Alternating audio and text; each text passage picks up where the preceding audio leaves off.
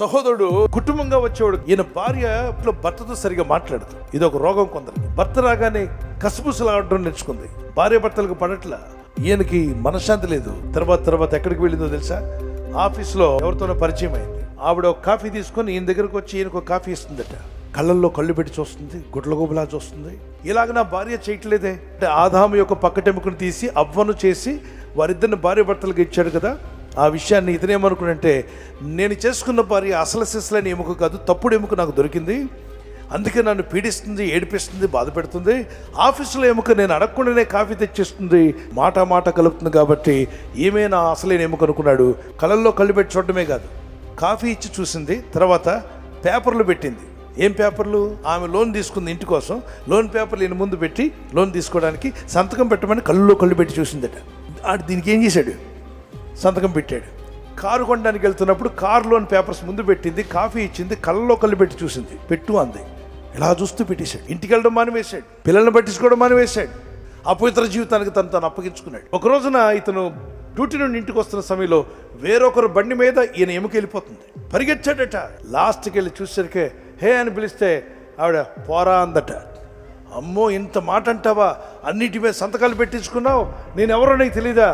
Get lost. గిరగరా తిరిగింది తల. అప్పుడు అనుకున్నట, ఇంత పచ్చి మోసమా? ఏడుస్తూ ఎడిపోవాలి తెలియక అసలు ఇంటికి వెళ్ళాడు, అసలు ఎముక దగ్గరికి. ఆవిడ చీపురు కట్ట పట్టుకుని బయటకు వచ్చిందట. నీ ఇష్టం వచ్చినట్టుగా తిరిగి పిల్లల్ని నన్ను అనాథలుగా వదిలిపెట్టి నేను కష్టపడి మా నాన్న ఇచ్చిన డబ్బుతో పోషించుకోవాల్సిన పరిస్థితి తీసుకొచ్చావు. అప్పుడు మనోడు గడ్డాలు విరిగిపోయి రోడ్డు మీద నడుస్తున్నాడు. ఒక రోజున బ్రిడ్జ్ మీద పాస్టర్ గారు నడుచుకుంటూ వెళ్తూ ఇతను ఎక్కడో చూసినట్టుందని చూశాడు. బాబు, ఇలా అయిపోయావంటరా, మీరు ప్రార్థన రాకుండా దేవుని సహవాసానికి దూరం అయిపోయారు, గతి నీకు ఎందుకు పట్టింది అని అంటే, వాట్ ఈస్ యువర్ ప్రాబ్లం అంటే, బోన్ ప్రాబ్లం అన్నాడట. ఎముక ప్రాబ్లం సార్ అన్నట్టు.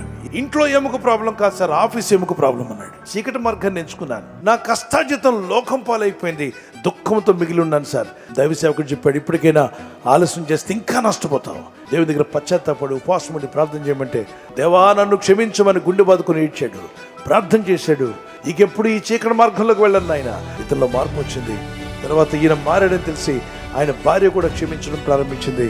కుటుంబం అంతా మళ్ళా తిరిగి కలిపాడు దేవుడు. దేవుని స్థానాన్ని ఇంకెవరికి ఇవ్వకూడదు. ఎవరి స్థానం వాళ్ళకి ఇచ్చేయండి. భార్య స్థానం ఇంకెవరికి ఇవ్వకూడదు, భర్త స్థానం ఇంకెవరికి ఇవ్వకూడదు. ఏ పురుషునికి ఎవరికి ఇవ్వాల్సిన స్థానం వాళ్ళకి ఇస్తే, ఎవరికి ఇవ్వాల్సిన రెస్పెక్ట్ వాళ్ళకి ఇస్తే మీ జీవితాలు బాగుంటాయి.